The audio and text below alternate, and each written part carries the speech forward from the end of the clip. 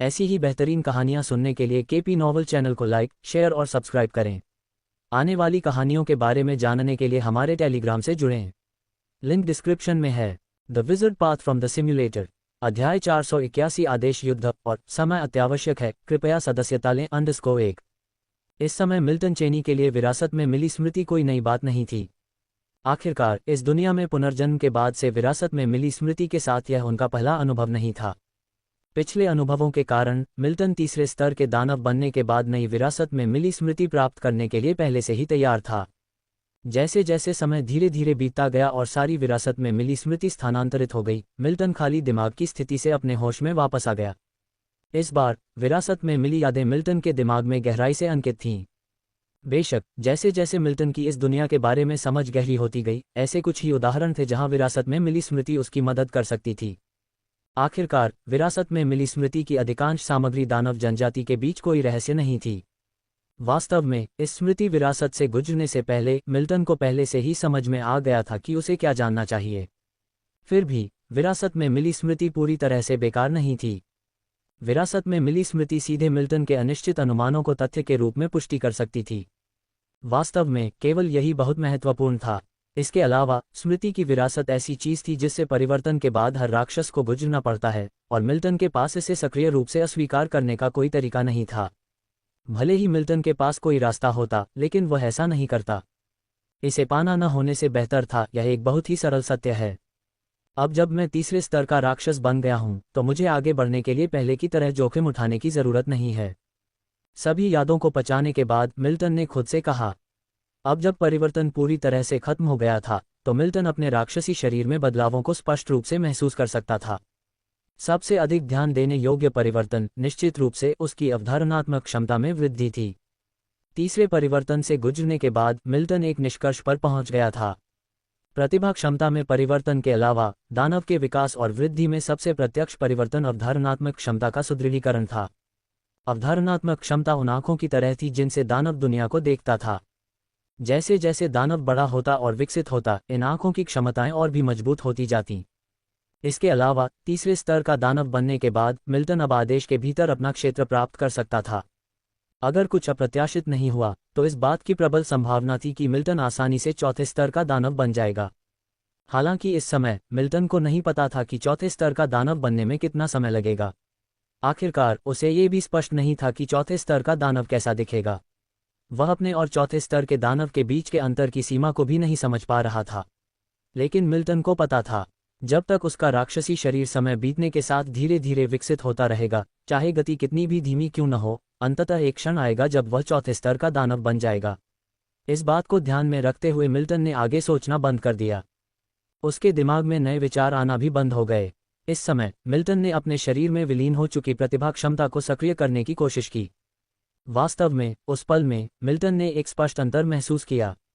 इससे पहले हालांकि प्रतिभा क्षमता को सक्रिय करने में कोई बाधा नहीं थी, लेकिन इसके लिए प्रतिक्रिया समय की आवश्यकता थी। लेकिन अब परिवर्तन के बाद यह पूरी तरह से अलग था। लगभग उसी क्षण जब मिल्टन के विचार आए, उसके राक्षस शरीर पर काली लपटें प्रज्वलित हुईं। उसके राक्षसी शरीर से जुड़ी लपटों का स्वाभाविक रूप से उस पर कोई प्रतिकूल प्रभाव नहीं था। लेकिन मिल्टन स्पष्ट रूप से अपने राक्षसी शरीर को प्रदान की गई लपटों के प्रवर्धन को महसूस कर सकता था और राक्षसी ज्वाला के भीतर भयानक ऊर्जा को महसूस कर सकता था। इससे पहले मिल्टन ने कभी ऐसी अनुभूति महसूस नहीं की थी। उसकी पिछली प्रतिभा क्षमता उसके हथियार की तरह थी। चाहे हथियार कितना भी अच्छा क्यों न हो, इसका उपयोग करने के लिए प्रयास की आवश्यकता होगी। लेकिन अब जब टैलेंट एबिलिटी उसके राक्षसी शरीर में विलीन हो गई, तो मिल्टन के लिए उस शक्ति को जगाना आसान हो गया। इसे उतनी ही आसानी से चलाने का एहसास जितना कोई अपनी बांह हिलाता है, मिल्टन के लिए एक अनूठा अनुभव था। अगले ही पल जब मिल्टन के विचार बदल गए, तो उसके राक्षसी शरीर से जुड़ी राक्षसी ज्वाला धीरे धीरे गायब हो गई। परिवर्तन के पश्चात अपनी प्रतिभा शक्ति में आए परिवर्तनों को महसूस करने के पश्चात मिल्टन ने अपनी बोधगम्य क्षमताओं को वापस ले लिया। इस समय उसने अपने आसपास के वातावरण और अपने स्वयं के राक्षसी शरीर की अपनी धारणा को वापस ले लिया। साथ ही मिल्टन का राक्षसी शरीर धीरे धीरे दिखाई देने लगा। कुछ क्षण बाद मिल्टन का राक्षसी शरीर उस स्थान से गायब हो गया। मिल्टन चेनी के क्षेत्र में ऑर्डर सिटी 17 के भीतर मिल्टन का राक्षसी शरीर राक्षसी ज्वाला के एक छोटे से कुंड में डूबा हुआ था। इस समय मिल्टन के मन में कोई अन्य विचार नहीं थे। उसे अपना तीसरा परिवर्तन पूरा किए हुए और तीसरे स्तर का राक्षस बने हुए बहुत समय नहीं बीता था। तीसरे स्तर का राक्षस बनने के पश्चात उसने अपना क्षेत्र भी प्राप्त कर लिया था। अन्य राक्षसों को बिना अनुमति के इस क्षेत्र में घुसपैठ करने की अनुमति नहीं थी। यहाँ तक कि मिल्टन से उच्च रैंक के राक्षसों के पास भी बिना कारण के सीधे उसके क्षेत्र में प्रवेश करने का कोई कारण नहीं था। फिर भी मिल्टन ने इस समय का उपयोग अपने क्षेत्र में पूर्ण शून्यता की स्थिति में प्रवेश करने के लिए नहीं किया। कारण के लिए ये वास्तव में काफी सरल है। ऐसा इसलिए है क्योंकि इस समय ऑर्डर सिटी 17 में सब कुछ पूरी तरह से शांत नहीं था।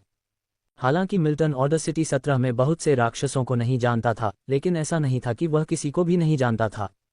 आखिरकार वह काफी समय से ऑर्डर सिटी 17 का हिस्सा था। अध्याय 482-269 ऑर्डर का युद्ध और समय समाप्त हो रहा है। कृपया सदस्यता लें _2। यदि कोई वास्तव में गिनता है तो ये कम से कम कई 100,000 साल हो गए हैं। भले ही मिल्टन चेनी ने खुद को अन्य राक्षसों से परिचित करने की सक्रिय रूप से कोशिश नहीं की हो, लेकिन वह उनसे पूरी तरह परिचित नहीं होगा। इस दौरान मिल्टन चेनी ने कम से कम 3 राक्षसों से कुछ समाचार पहले ही सुन लिए थे। संदेश लगभग एक जैसे थे कि निकट भविष्य में ऑर्डर का युद्ध भड़कने की संभावना है। कोई भी खबर बिना कारण के नहीं आती, खासकर तब जब ऐसी खबरों के प्रसार में ऑर्डर 17 के लेवल 8 के दानव द्वारा जानबूझकर बाधा न डाली गई हो। ऐसा लगभग लग रहा था जैसे संदेश को मौन स्वीकृति दी गई हो। अगर खबर सच होती तो मिल्टन चेनी के शांत रहने और आगे बढ़ने की संभावना बहुत कम थी। आखिरकार अगर ऑर्डर 17 वास्तव में अन्य राक्षसी आदेशों के साथ बड़े पैमाने पर युद्ध में बदल जाता है तो यह एक ऐसा संघर्ष नहीं होगा जो एक पल में समाप्त हो जाए। ये युद्ध विजात दायरे में अंतर क्षेत्र युद्धों से अलग है। विजात दायरे में ऐसे युद्धों के लिए शून्य युद्ध क्षेत्रों को चित्रित किया गया है, लेकिन दानव आदेशों के बीच युद्धों के लिए ऐसे कोई नियम नहीं हैं। ऐसी स्थिति जहां उन्नत दानव निम्न स्तर के दानवों पर विजय प्राप्त करते हैं निस्संदेह मौजूद है। और एक बार युद्ध का मैदान भड़कने के बाद मिल्टन चेनी खुद को मुक्त नहीं कर पाएंगे। चूंकि उन्हें ऑर्डर द्वारा प्रदान की गई सुरक्षा का आनंद मिला तो वे युद्ध में शामिल कैसे नहीं हो सकते थे। और ऐसे युद्ध में भले ही मिल्टन चेनी इस समय तक लेवल 3 दानव बन चुका था, फिर भी ये पर्याप्त नहीं था। दानव जनजाति की बड़ी प्रणाली के भीतर लेवल 3 दानव को अभी भी निम्न स्तर के दानवों का सदस्य माना जाता था। वह निम्न स्तर के दानवों में से सबसे शक्तिशाली में से एक था। लेकिन एक निम्न स्तर का दानव चाहे कितना भी शक्तिशाली क्यों न हो, सिर्फ एक निम्न स्तर का दानव था। जब वह किसी उन्नत दानव का सामना करता है तो उसके पास प्रतिरोध करने की बिल्कुल भी शक्ति नहीं होती। मिल्टन चेनी भी इसके अपवाद नहीं थे, क्योंकि उनके पास कोई विशेष गुण नहीं था। उनकी क्षमताएं अन्य राक्षसों के पास भी थीं। जहां तक उन यादों का सवाल है जो दूसरों के पास नहीं थीं, एक पूर्ण पैमाने के युद्ध में वे कम महत्वपूर्ण लगती थीं। ये बिल्कुल वैसा ही है जैसा मैंने समझा है, चेनी ने खुद से गंभीरता से कहा। विभिन्न आदेशों के बीच युद्ध वास्तव में काफी बार होते हैं। मैं बस उम्मीद करता हूं कि इस बार यह बड़े पैमाने पर आदेश का युद्ध नहीं होगा, अन्यथा ये काफी परेशानी भरा होगा। मिल्टन चेनी का दिल भारी था जब वह खुद से बात कर रहा था।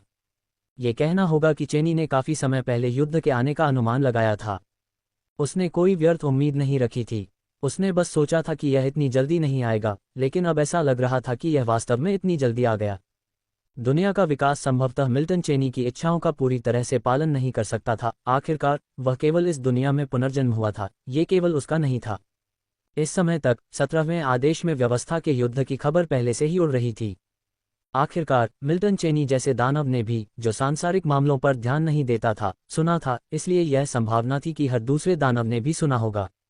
अगर यह झूठी खबर होती तो निश्चित रूप से ऐसी अफवाहों के प्रसार को दबाने के लिए एक उन्नत दानव सामने आता।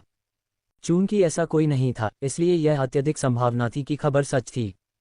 कम से कम मिल्टन चेनी का तो यही मानना था।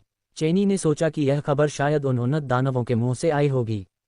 ये भी अत्यधिक संभावना थी कि इसे 17वें आदेश के शासक ने ही फैलाया हो। आखिरकार आदेशों के बीच युद्ध छिड़ने की कुंजी 17वें आदेश के नियंत्रक के हाथों में थी। अगर वह चाहता कि युद्ध छिड़ जाए तो यह अनिवार्य रूप से होगा। अगर वह नहीं चाहता कि युद्ध छिड़ जाए तो इसी तरह युद्ध शायद न भी हो। आदेशों के बीच युद्ध जादूगर क्षेत्र और खूनी समुद्र क्षेत्र के बीच अंतर क्षेत्र युद्धों से अलग थे। विभिन्न दानव आदेशों के बीच अलिखित नियम थे। युद्ध सिर्फ एक तरफा कारणों से नहीं भड़केगा। युद्ध की खबर शुरू होने से पहले ही क्यों फैल गई, इस बारे में मिल्टन चेनी के पास कुछ अनुमान थे। तर्क ये हो सकता है कि आदेश 17 के शासक आदेश 17 के प्रत्येक दानव को पहले से तैयारी करने का समय देना चाहते थे। विभिन्न दानव आदेशों के बीच युद्ध कोई छोटी बात नहीं हो सकती, और अचानक कहीं से भी युद्ध छिड़ने की संभावना लगभग न के बराबर है। इसलिए पहले से तैयार रहना जरूरी है। बेशक यह उस समय मिल्टन चेनी की अटकलें थीं। क्या ऐसा है? मिल्टन चेनी केवल इतना कह सकते थे कि बहुत अच्छा मौका था, लेकिन वे 100% निश्चित नहीं थे। फिर भी वास्तव में यही काफी था। कभी कभी किसी चीज को स्पष्ट रूप से देखने के लिए आपको पूर्ण निश्चितता की आवश्यकता नहीं होती है, एक अनुमान या एक विचार ही काफी है। अगर यह युद्ध वास्तव में अपरिहार्य था तो उसके बाद निश्चित रूप से सटीक जानकारी मिलेगी। अगर यह एक चेतावनी थी तो निश्चित रूप से तैयारी के लिए समय होगा। तब तक चाहे मिल्टन चेनी कितना भी सोचें, इससे कोई फर्क नहीं पड़ेगा। इस समय मिल्टन चेनी को जो करने की जरूरत थी वह सटीक जानकारी का इंतजार करना था। इस दौरान मिल्टन चेनी के लिए पूरी तरह से खाली दिमाग की स्थिति में प्रवेश करना स्वाभाविक रूप से असंभव था। आखिरकार अगर युद्ध छिड़ जाता है तो भले ही वह थोड़ा बड़ा हो जाए, इससे कोई फर्क नहीं पड़ेगा, जब तक वह सीधे एक उन्नत दानव के स्तर तक नहीं बढ़ सकता, अन्यथा इस युद्ध में उसकी भागीदारी शायद ही किसी काम की हो। लेकिन यह असंभव था। मिल्टन चेनी ने अभी अभी अपना तीसरा परिवर्तन पूरा किया था और अभी अभी लेवल 3 दानव बना था। उसके और लेवल 4 दानव के बीच का अंतर बहुत बड़ा था। निश्चित रूप से पर्याप्त समय नहीं था। लेवल 4 दानव बनने का असली मौका व्यवस्था के युद्ध के खत्म होने के बाद ही मिल सकता था। लेकिन मिल्टन चेनी को भी यकीन नहीं था कि वह इस युद्ध में पूरी तरह से बच पाएगा या नहीं। समय बहुत कम था। अगर मिल्टन चेनी इस समय लेवल 4 दानव होते तो उन्हें कोई चिंता नहीं होती, लेकिन जब तक वह व्यवस्था के इस युद्ध में नष्ट नहीं हो जाते तब तक मिल्टन चेनी के इस पुनर्जन्म सिमुलेशन में एक और परिवर्तन से गुजरने की बहुत संभावना थी। अगर वह वास्तव में अपना चौथा परिवर्तन पूरा कर लेते तो शायद वह वास्तविकता में लेवल 5 के जादूगर के बराबर हो सकते थे। तब तक वास्तविकता में अपने दायरे को संरक्षित करना मिल्टन चेनी के लिए बहुत मददगार होगा। यह इन व्यापक विचारों के कारण ही था कि मिल्टन चेनी इस अवधि के दौरान पूरी तरह से खाली दिमाग की स्थिति में नहीं गए। आखिरकार अगर मिल्टन चेनी ऐसी स्थिति में प्रवेश करना चुनते तो वे कई महत्वपूर्ण संदेशों को याद कर सकते थे। पक्ष और विपक्ष को तौलने के बाद मिल्टन चेनी ने चुपचाप इंतजार करने का विकल्प चुना। इस मोड़ पर मिल्टन चेनी किसी भी महत्वपूर्ण संदेश को मिस नहीं कर सकते थे, अन्यथा ये बहुत संभव था कि किसी संदेश के कारण वह युद्ध में जीवित न बच पाए, जिससे अंततः इस पुनर्जन्म सिमुलेशन का अंत हो जाए। रसातल ने समय नहीं रखा, लेकिन फिर भी समय बीत गया। अपने क्षेत्र के भीतर मिल्टन चेनी के दिमाग में हलचल मच गई।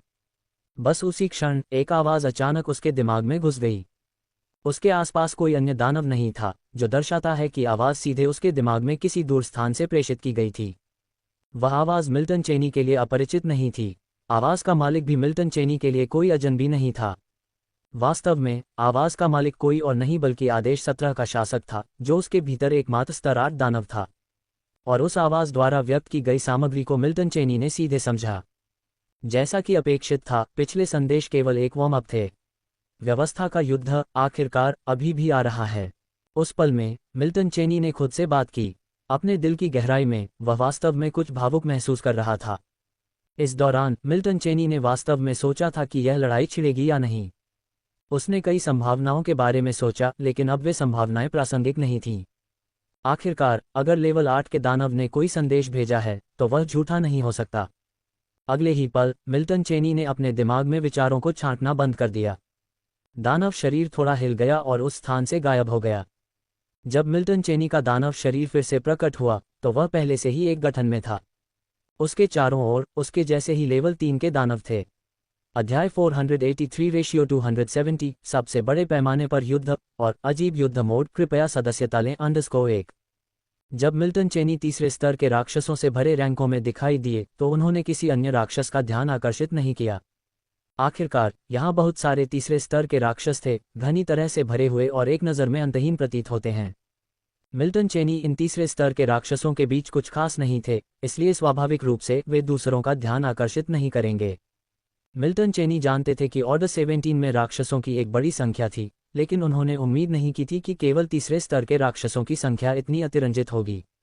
यदि यह ऑर्डर युद्ध नहीं होता तो मिल्टन चेनी ने अनुमान लगाया कि वह अपने पूरे पुनर्जन्म सिमुलेशन जीवन में कभी भी इतने सारे राक्षसों को नहीं देख पाएंगे। तीसरे स्तर के राक्षसों की संख्या इतनी अतिरंजित होने के साथ दूसरे स्तर के राक्षसों की तो बात ही छोड़िए। मिल्टन चेनी के लिए ये कल्पना करना कठिन था कि ऑर्डर 17 में कितने राक्षस थे। कभी कभी किसी चीज के एक छोटे से हिस्से को देखकर कोई लगभग पूरी तस्वीर देख सकता था। इस समय मिल्टन चेनी को ऐसा ही महसूस हुआ।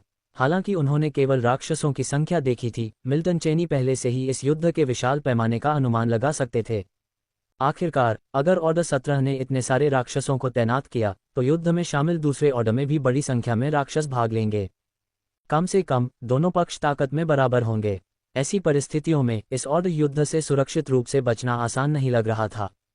अपने आसपास की हर चीज को महसूस करते हुए मिल्टन चेनी के दिल की धड़कनें धीरे धीरे बढ़ने लगीं।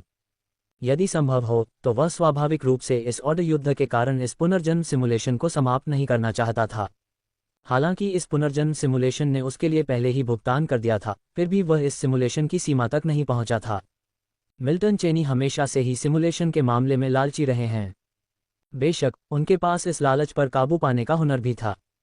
चूंकि यह ऑर्डर वॉर अपरिहार्य था, इसलिए मिल्टन चेनी अब उन निरर्थक विचारों पर विचार नहीं करते थे। अब उनका काम सरल था, इस ऑर्डर वॉर से सुरक्षित रूप से गुजरना। इसके अलावा मिल्टन चेनी के पास कोई और असाधारण उम्मीद नहीं थी। जैसे जैसे समय बीतता गया, मिल्टन चेनी के तीसरे स्तर के राक्षसों की कतार में लगातार नए राक्षस दिखाई देने लगे। इस दौरान मिल्टन चेनी अपने आसपास की हर चीज को महसूस कर रहे थे, इसलिए उन्हें साफ तौर पर महसूस हो रहा था कि आसपास के राक्षसों की संख्या लगातार बढ़ रही थी। इस ऑर्डर वॉर का पैमाना मेरी कल्पना से कहीं ज्यादा बड़ा है, इस समय मिल्टन चेनी ने खुद से कहा। मिल्टन चेनी कुछ समय से ही ऑर्डर 17 का हिस्सा थे। उनके शामिल होने के बाद से लगभग 10 लाख साल बीत चुके थे। हालांकि उन्होंने उस समय का ज्यादातर समय पूरी तरह से मानसिक आराम की स्थिति में बिताया था। इसका मतलब यह नहीं था कि मिल्टन चेनी की ऑर्डर के बारे में समझ सीमित थी। इसके विपरीत ऑर्डर 17 के बारे में उनकी समझ इस स्तर पर उनकी समझ की सीमा तक पहुंच गई थी। मिल्टन चेनी की समझ में ऑर्डर युद्धों को भी वर्गीकृत किया गया था। हालांकि यह वर्गीकरण विशेष रूप से स्पष्ट नहीं था, लेकिन यह निश्चित रूप से मौजूद था। पिछले ऑर्डर युद्ध के दौरान जो ऑर्डर 17 ने किया था, उस समय मिल्टन चेनी ऑर्डर 17 का हिस्सा नहीं थे। लेकिन इसका मतलब यह नहीं था कि उन्हें ऑर्डर 17 द्वारा पिछली बार सामना किए गए ऑर्डर युद्ध की कोई समझ नहीं थी। एक बात के बारे में मिल्टन चेनी निश्चित थे, ऑर्डर 17 ने जिस आखिरी ऑर्डर युद्ध का सामना किया था उसका पैमाना निश्चित रूप से इस युद्ध जितना बड़ा नहीं था। इस बार ये लगभग कहा जा सकता है कि ऑर्डर 17 के भीतर सभी तीसरे स्तर के राक्षसों को संगठित किया गया था। ये स्थिति ऑर्डर युद्ध के संदर्भ में भी अत्यंत दुर्लभ थी। इतने बड़े पैमाने पर संघर्ष शायद करोड़ों या शायद अरबों वर्षों में एक बार भी न हो। ये कहना होगा कि मिल्टन चेनी की किस्मत अच्छी थी या बुरी, यह अनिश्चित था। आखिरकार संयोग से उन्हें ऐसी स्थिति का सामना करना पड़ा था। हालांकि मिल्टन चेनी के दृष्टिकोण से उनकी किस्मत जितनी खराब हो सकती थी उतनी ही खराब थी। आखिरकार अपरिहार्य मृत्यु हमेशा युद्ध के साथ होती है, और बड़े पैमाने पर युद्ध में यह अंतहीन मृत्यु असाधारण रूप से स्पष्ट थी। खासकर मिल्टन चेनी जैसे निम्न स्तरीय राक्षसों के लिए बड़े पैमाने पर युद्ध के लिए निम्न स्तरीय राक्षस अपरिहार्य थे। लेकिन साथ ही निम्न स्तरीय राक्षस वे भी थे जिन्हें सबसे अधिक हताहत होना पड़ा। समय धीरे धीरे बीतता गया और ऐसा लग रहा था कि मिल्टन चेनी के आसपास राक्षसों की संख्या लगातार बढ़ती जा रही है। मिल्टन चेनी अपने निर्धारित स्थान पर स्थिर रहे, सभी राक्षसों के इस क्षेत्र में आने की प्रतीक्षा कर रहे थे। अब तक मिल्टन चेनी अन्य चीजों के बारे में नहीं सोच रहे थे। एक पल बाद मिल्टन चेनी के दिमाग में एक विचार आया। उसकी धारणा में उसके आसपास कोई नया राक्षस नहीं दिखाई दे रहा था। मिल्टन चेनी को ठीक से पता था कि इसका क्या मतलब है। इसका मतलब था कि ऑर्डर 17 के भीतर सभी तीसरे स्तर के राक्षस अब यहां आ चुके थे। ऑर्डर युद्ध क्रिम्सन वर्ल्ड में कोई दुर्लभ घटना नहीं थी। आखिरकार क्रिम्सन वर्ल्ड के भीतर बहुत सारे ऑर्डर थे और उनके बीच घर्षण होना बिल्कुल सामान्य बात थी। हालांकि इस ऑर्डर युद्ध का पैमाना बहुत बड़ा था, लेकिन मिल्टन चेनी को पता था कि युद्ध बहुत लंबा नहीं चलेगा। ये वह निष्कर्ष था जो उसने ऑर्डर 17 द्वारा पहले लड़े गए कई युद्धों की अपनी समझ से निकाला था। ऑर्डर अलग अलग हो सकते हैं, लेकिन प्रजातियां एक ही थीं। अक्सर ऑर्डर युद्ध ऑर्डर के नियंत्रकों के हितों से भी जुड़े होते थे। अध्याय 484 270 सबसे बड़े पैमाने पर युद्ध और अजीब युद्ध मोड। कृपया सदस्यता लें _2। जो भी ऑर्डर विजयी होगा वह ऑर्डर लाभ प्राप्त करेगा। हालांकि इन लाभों का मिल्टन चेनी जैसे निम्न स्तर के राक्षसों से कोई लेना देना नहीं था। मिल्टन जैसे निम्न स्तर के राक्षसों के लिए युद्ध की एकमात्र प्रासंगिकता ये थी कि उनसे तोप के चारे के रूप में काम करने की अपेक्षा की जाती थी। इस कारण से पैमाने की परवाह किए बिना आदेश युद्ध कभी भी वास्तव में मौत तक नहीं हो सकता था। आखिरकार क्रिम्सन वर्ल्ड के जन्म के समय 81 आदेश थे। तब से अनगिनत साल बीत चुके हैं और क्रिम्सन वर्ल्ड में अभी भी 81 आदेश शामिल हैं। यह अकेले यह इंगित करने के लिए पर्याप्त था कि आदेश युद्ध मौत की लड़ाई नहीं थी। इतने सालों के बाद क्रिम्सन वर्ल्ड में कई बड़े पैमाने पर आदेश युद्ध छिड़ गए थे। फिर भी इन भव्य संघर्षों में एक भी आदेश का सफाया नहीं हुआ। हालांकि यह मिल्टन का सिर्फ एक अनुमान था, लेकिन वह लगभग निश्चित था कि वास्तविकता उसके अनुमान से 90% समान थी। लेकिन फिर भी इसका उसके जैसे निम्न स्तर के राक्षसों से बहुत अधिक लेना देना नहीं था। युद्ध में भले ही मौत न हो, लेकिन इसका मतलब यह नहीं है कि राक्षस नष्ट नहीं होंगे। जो लोग आदेशों को नियंत्रित करते हैं और शिखर पर उन्नत राक्षस मरते नहीं हैं। हालांकि मिल्टन जैसे निम्न स्तर के राक्षसों के लिए मौतों की संख्या निश्चित रूप से भयावह होगी। आखिरकार युद्ध में कौन सा पक्ष विजयी होगा, इसका निर्णय करने के लिए मानदंड थे। शायद निम्न स्तर के राक्षसों की संख्या जो नष्ट हो जाती है, वह एक ऐसा ही मानदंड है। जब मिल्टन इस बात पर विचार कर रहा था कि वह इस आदेश युद्ध से कैसे बच सकता है, तो उसके दिमाग में एक आवाज गूंजी। जिस क्षण यह आवाज आई, मिल्टन के विचार तनावपूर्ण हो गए। वह स्पष्ट रूप से जानता था कि इस आवाज का मालिक कौन है, लेकिन अगले ही पल मिल्टन की भावनाएं शांत हो गईं। अपने आसपास के अन्य राक्षसों के बारे में उसकी जागरूकता में लगभग सभी उसी तरह एक पल के लिए रुक गए थे। इससे संकेत मिलता है कि उसके मन में टेलीपैथिक संदेश सभी राक्षसों द्वारा ग्रहण किया गया था। जब मिल्टन टेलीपैथिक संदेश को पचा रहा था, तो उसके ऊपर आकाश में एक विशाल, पारभासी, सर्पिल आकार का पोर्टल दिखाई दिया। मिल्टन ने अपने विचारों को एक तरफ रख दिया और अपने ऊपर सर्पिल आकार के पारभासी पोर्टल को देखने पर ध्यान केंद्रित किया।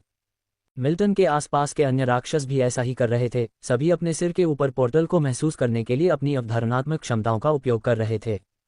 इससे पहले कि मिल्टन पोर्टल को करीब से देख पाता, उसके राक्षस शरीर में एक असामान्य सनसनी प्रकट हुई। जिस क्षण ये भावना उत्पन्न हुई, मिल्टन के विचारों में कुछ बदलाव आए। यदि उसे चेतावनी नहीं दी गई होती, तो वह ये भी मान सकता था कि उसकी चेतना फिर से बाहरी क्षेत्र से किसी अस्तित्व द्वारा खींची जा रही है। वास्तव में ये सनसनी बहुत हद तक वैसी ही थी जैसा मिल्टन ने डेमन मदर नदी में अनुभव किया था जब उसकी चेतना बाहरी क्षेत्र के अस्तित्व द्वारा खींची गई थी। लगभग समान। अंतर यह था कि तब केवल उसकी चेतना ही खींची जा रही थी, लेकिन अब ऐसा लग रहा था जैसे उसकी चेतना और शरीर दोनों को एक साथ खींचा जा रहा हो। मिल्टन इस अनुभूति से बहुत परिचित था। आखिरकार उस घटना की उसकी छाप उसकी स्मृति में अमिट रूप से अंकित हो गई थी। उस क्षण मिल्टन के राक्षसी रूप में एक सहज प्रतिरोध उभर कर आया। हालांकि अब उसका मन स्थिर हो गया था। मिल्टन ने धीरे धीरे अपने शरीर के इस सहज प्रतिरोध को दबा दिया। आखिरकार उसके सिम्युलेटर ने उसे सचेत नहीं किया था, जिसका अर्थ था कि यह अनुभूति बाहरी क्षेत्र की उपस्थिति द्वारा उसकी चेतना का वास्तविक आकर्षण नहीं थी। मिल्टन को सिम्युलेटर पर बहुत भरोसा था, इसलिए उसने इस अनुभूति का विरोध नहीं किया। जैसे जैसे समय धीरे धीरे बीतता गया, मिल्टन ने अपने आसपास के वातावरण की अपनी धारणा में एक नया बदलाव देखा। उसके आसपास के राक्षसों की संख्या कम होती जा रही थी। उसके आसपास के अन्य राक्षस बिना किसी चेतावनी के एक पल में उसकी धारणा से गायब हो गए थे। लेकिन अगले ही पल मिल्टन को समस्या का पता चल गया। अपने अनुभव को मिलाकर मिल्टन ने निष्कर्ष निकाला कि उसके आसपास के अन्य राक्षस संभवतः कहीं खींचे जा रहे थे। वास्तव में जब मिल्टन ने सर्पिल आकार के पारदर्शी पोर्टल को फिर से हवा में तैरते हुए महसूस किया, तो उसने कुछ असामान्य देखा। उसके शरीर पर खींचने वाला बल पोर्टल से निकलता हुआ प्रतीत हुआ। मिल्टन इसे महसूस कर सकता था, यद्यपि थोड़ा बहुत, लेकिन उसने इसे महसूस किया बिना किसी संदेह के। इससे पहले कि मिल्टन के दिमाग में कोई नया विचार उभरे, उसकी चेतना अचानक अंधकार में चली गई। चेतना अंधकार में चली गई और मिल्टन चेनी अब कुछ भी नहीं देख पा रहे थे।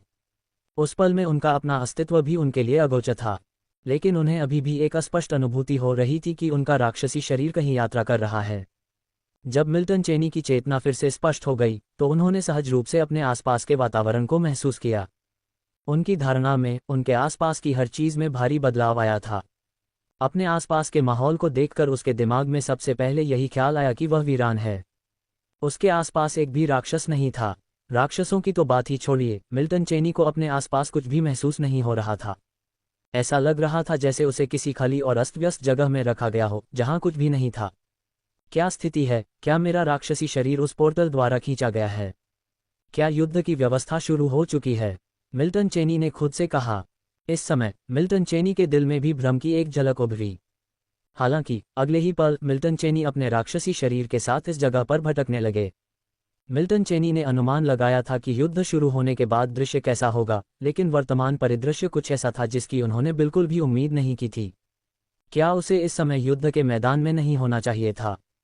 हालांकि मिल्टन चेनी के दिल में कई संदेह थे, फिर भी उसने उन्हें अस्थायी रूप से दबा दिया।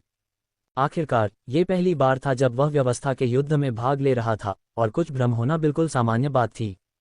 वह व्यवस्था के युद्ध के बारे में जो कुछ भी जानता था वह अन्य राक्षसों ने उसे बताया था। मिल्टन चेनी यह सत्यापित नहीं कर सके कि यह जानकारी सच थी या झूठ। जैसे ही मिल्टन चेनी चुपचाप इस जगह पर भटक रहे थे, कुछ सुराग खोजने की कोशिश कर रहे थे, अचानक उनके दिमाग में एक आवाज़ गूंजी। इस आवाज़ ने मिल्टन चेनी के दिल में मौजूद संदेह को दूर कर दिया। ये व्यवस्था का युद्ध वास्तव में इस तरीके से संचालित किया जा रहा है। आवाज़ सुनकर मिल्टन चेनी चौंक गए, फिर खुद से बुदबुदाए। 333,495। मिल्टन चेनी ने अपने मन में अपना नंबर दोहराया। हालांकि मिल्टन चेनी इस युद्ध के तरीके से हैरान थे, लेकिन यह उनके लिए अंततः एक अच्छी बात थी। आखिरकार उन्हें अब उन्नत राक्षसों या निम्न स्तर के राक्षसों के समूहों का सामना करने की चिंता नहीं करनी थी। आमने सामने का युद्ध, मिल्टन चेनी ने पहले कभी ऐसी बात नहीं सुनी थी। दरअसल इस युद्ध में प्रत्येक राक्षस को केवल एक अन्य राक्षस का सामना करने की आवश्यकता थी। बेशक 2 राक्षसों में से केवल एक ही जीवित रह सकता था। फिर भी मिल्टन चेनी को लगा कि इस युद्ध में उनके बचने की संभावना बहुत बढ़ गई है। आखिरकार युद्ध के सामान्य तरीके के तहत उनके बचने की संभावना केवल 10% या उससे भी कम हो सकती है। लेकिन अब यह अलग था, अब मिल्टन चेनी के बचने की कम से कम 50% संभावना थी। बराबरी की आमने सामने की लड़ाई में मिल्टन चेनी को वास्तव में डरने की कोई बात नहीं थी। इन परिस्थितियों में उनके पास जो यादें थीं वे उनके लिए काफ़ी मददगार हो सकती थीं। अनुभव शायद कच्ची शक्ति जितना महत्वपूर्ण न हो, लेकिन फिर भी इसका उपयोग होता है। इस युद्ध के तरीके को समझकर मिल्टन चेनी ने अपने दिल में विचलित करने वाले विचारों को दूर कर दिया और चुपचाप अपने युद्ध के शुरू होने का इंतजार करने लगे। समय धीरे धीरे बीतता गया, कौन जाने कितना समय बीत गया था। इस अराजक जगह के अंदर मिल्टन चेनी भी सही समय का एहसास नहीं कर पा रहे थे। एक निश्चित क्षण में मिल्टन चेनी के विचार हिल गए। यह आ गया। अगले ही पल उनका राक्षसी शरीर इस अराजक जगह से गायब हो गया और एक विशाल मंच पर प्रकट हुआ। अध्याय 485-271 जीवन और मृत्यु की लड़ाई शुरू होती है और रहस्यमय तरीके से जीतना। कृपया सदस्यता लें _1। जब उसका राक्षसी शरीर इस विशाल मंच पर प्रकट हुआ तो मिल्टन चेनी की अवधारणात्मक क्षमता भी अवचेतन रूप से सक्रिय हो गई। मिल्टन चेनी की धारणा में ऐसा लग रहा था कि वह इस विशाल मंच पर मौजूद एकमात्र राक्षस था। अगले ही पल मिल्टन चेनी ने अपनी धारणा में एक महत्वपूर्ण बदलाव देखा। उसकी अवधारणात्मक सीमा के भीतर मंच के आसपास का वातावरण तुरंत कई अन्य राक्षसों से भर गया। मिल्टन चेनी इन अन्य राक्षसों को केवल अस्पष्ट रूपरेखा के रूप में ही महसूस कर सकता था। फिर भी वह बता सकता था कि ये राक्षस कम से कम उन्नत राक्षस थे। ये राक्षस दर्शकों के समान भूमिका निभा रहे हैं, मिल्टन ने खुद से बड़बड़ाया। हालांकि अगले ही पल मिल्टन ने अपने दिमाग में चल रहे अराजक विचारों को अपने दिमाग के पीछे धकेल दिया। ऐसा इसलिए क्योंकि जिस क्षण वह चिंतन कर रहा था उसी क्षण उसकी अनुभूति में एक और राक्षस प्रकट हुआ। ये राक्षस जो अचानक मिल्टन की अनुभूति में प्रकट हुआ उसे वह स्पष्ट रूप से महसूस कर सकता था। उसने अभी अभी जिन उन्नत राक्षसों को महसूस किया था वे अस्पष्ट थे। जहां तक इसके कारण की बात है तो ये बहुत सरल था, क्योंकि यह राक्षस मिल्टन की तरह ही मंच पर प्रकट हुआ था। इसका मतलब यह था कि राक्षस इस समय दर्शक नहीं बल्कि मिल्टन का विरोधी था। उसके और इस राक्षस के बीच केवल एक ही विशाल मंच से जीवित निकल सकता था।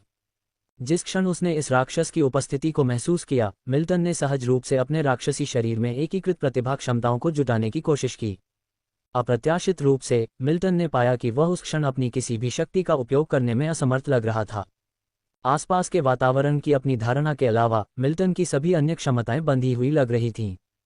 इस एहसास ने मिल्टन के दिल में एक फीकी आशंका को जन्म दिया, लेकिन मिल्टन ने उस भावना को उभरने के तुरंत बाद ही दबा दिया। मिल्टन घबराया नहीं, क्योंकि चूंकि उसकी प्रतिभा क्षमताएं इस समय अनुपयोगी थीं, इसलिए उसके प्रतिद्वंद्वी की स्थिति भी वैसी ही होनी चाहिए। उसके लिए एकमात्र विशेष होने का कोई कारण नहीं होगा। अगर ऐसा होता तो इस डेथमैच द्वंद्व का कोई मतलब नहीं होता। वास्तव में जैसा कि मिल्टन ने अनुमान लगाया था, खुद कोई कार्रवाई किए बिना मंच पर मौजूद दूसरे तीसरे स्तर के दानव ने भी कोई हरकत नहीं की। जैसे जैसे समय बीतता गया, मिल्टन के विचार धीरे धीरे भटकने लगे। इस पल मिल्टन ने अब बहुत अधिक विचार नहीं किया। चूंकि व्यवस्था का युद्ध पहले ही शुरू हो चुका था, इसलिए ये रुकने वाला नहीं था। व्यवस्था के दूसरे दानव के साथ मिल्टन का डेथमैच द्वंद्व अपरिहार्य हो गया था। अंत में केवल 2 संभावित परिणाम होंगे। पहली संभावना ये थी कि मिल्टन इस डेथमैच द्वंद्व को जीत जाएगा, फिर युद्ध के अंतिम परिणाम का उससे कोई लेना देना नहीं होगा। आखिरकार अगर वह जीत जाता तो वह इस व्यवस्था के युद्ध में नहीं मरता, इसलिए उसका पुनर्जन्म सिमुलेशन जारी रह सकता था। मिल्टन इस पुनर्जन्म सिमुलेशन में अधिक पुरस्कार भी प्राप्त कर सकता था। पहला परिणाम स्वाभाविक रूप से मिल्टन के लिए सबसे अच्छा संभव परिणाम था। बेशक इस परिणाम के अलावा एक और भी था, वह ये होगा कि अगर मिल्टन ये डेथमैच द्वंद्व हार जाता, इसी तरह अगर वह ये द्वंद्व हार जाता तो इसका मतलब था कि उसका पुनर्जन्म सिमुलेशन भी समाप्त हो जाता। तब इस युद्ध का अंतिम परिणाम उसके लिए बहुत कम प्रासंगिक होगा। आखिरकार हारने का मतलब होगा मृत्यु, और मृत्यु हर चीज का अंत है। अगर वह वास्तव में ये डेथमैच द्वंद्व हार जाता तो वह अब इस दुनिया में सुधार जारी नहीं रख पाता। शायद अगली बार जब उसकी चेतना प्रकट होगी तो वह पहले से ही सिम्युलेटर के पुनर्जन्म स्थान के भीतर होगी। डेथमैच द्वंद्व युद्ध शुरू होने से पहले दोनों परिणामों की संभावना 50% थी। फिर भी मिल्टन को कुछ हद तक आत्मविश्वास महसूस हुआ और उस समय उसकी मानसिकता भी काफी शांत थी। आखिरकार भले ही वह वास्तव में हार गया हो, इसका मतलब केवल उसके नकली स्व की मृत्यु होगी जिसका उसके वास्तविक स्व पर कोई प्रभाव नहीं पड़ेगा। इस प्रकार मिल्टन को स्वाभाविक रूप से कोई गंभीर चिंता महसूस नहीं हुई।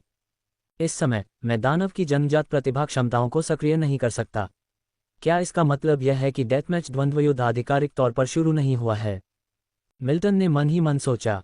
अगर उसका अनुमान सही था तो ऐसा ही होना चाहिए। आखिरकार उस समय मिल्टन की धुंधली धारणा में मंच के चारों ओर उन्नत राक्षसों की संख्या अभी भी बढ़ रही थी। इससे संकेत मिलता है कि इस डेथमैच द्वंद्व युद्ध के लिए दर्शकों की संख्या बढ़ रही थी। इस धारणा के कारण ही मिल्टन के मन में ऐसा विचार आया। कभी कभी शो शुरू होता है या नहीं, यह इस बात पर भी निर्भर करता है कि दर्शक आए हैं या नहीं।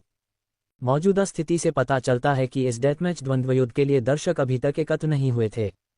बेशक ये सिर्फ मिल्टन की अटकलें थीं। अब मिल्टन को बस प्रवाह के साथ चलने की जरूरत थी। वह निश्चित रूप से अपना सर्वश्रेष्ठ देगा, लेकिन अंतिम परिणाम के लिए मिल्टन के पास इस समय जानने का कोई तरीका नहीं था। समय अभी भी धीरे धीरे बीत रहा था और मिल्टन का राक्षसी शरीर विशाल मंच पर स्थिर खड़ा था। मंच पर दूसरा राक्षस भी स्थिर था, ठीक मिल्टन की तरह। मिल्टन इस डेथमैच के लिए अपने प्रतिद्वंद्वी को स्पष्ट रूप से महसूस कर सकता था, जो उस समय अपने आसपास की हर चीज को महसूस करने के लिए अपनी अवधारणात्मक शक्ति का उपयोग कर रहा था। वास्तव में जैसे जैसे राक्षस विकसित होते गए, उनकी अवधारणात्मक क्षमता धीरे धीरे उनके अस्तित्व की सहज शक्ति बन गई। अध्याय 486 271 जीवन और मृत्यु की लड़ाई शुरू होती है और रहस्यमय तरीके से जीतना। कृपया सदस्यता लें _2। दूसरे शब्दों में, शक्तिशाली राक्षस हर समय अपने आसपास की हर चीज को लगातार महसूस कर रहे होते हैं। राक्षसों के लिए उनकी अवधारणात्मक क्षमताएं वैसी ही हैं जैसी मनुष्य की आंखें मनुष्यों के लिए होती हैं। जिस तरह मनुष्य किसी भी क्षण दुनिया को देखने के लिए अपनी आंखें खुली रख सकते हैं, उसी तरह राक्षस हमेशा अपने आसपास की हर चीज को महसूस करने के लिए अपनी धारणा की शक्ति का उपयोग कर सकते हैं। एक पल बाद मिल्टन चेनी के दिमाग में एक विचार कौंधा। जो बदलाव आना तय था वह आ गया, क्योंकि यह जीवन या मृत्यु की लड़ाई हमेशा के लिए गतिरोध में नहीं रह सकती थी। इस पल मिल्टन चेनी के दिमाग की गहराई में एक नई आवाज प्रवेश कर गई। इस आवाज को सुनते ही मिल्टन चेनी को तुरंत सब कुछ समझ में आ गया। लगभग एक पल में विशाल मंच पर दोनों स्तर 3 राक्षसों ने अपनी चाल चली। बूम! अचानक विशाल मंच पर काली काली लपटों का एक समूह उठ खड़ा हुआ।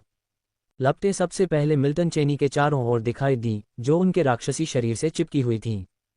लेकिन काली लपटें दिखाई देने के तुरंत बाद वे मिल्टन चेनी के राक्षसी शरीर से तेजी से आसपास के इलाकों में फैल गईं।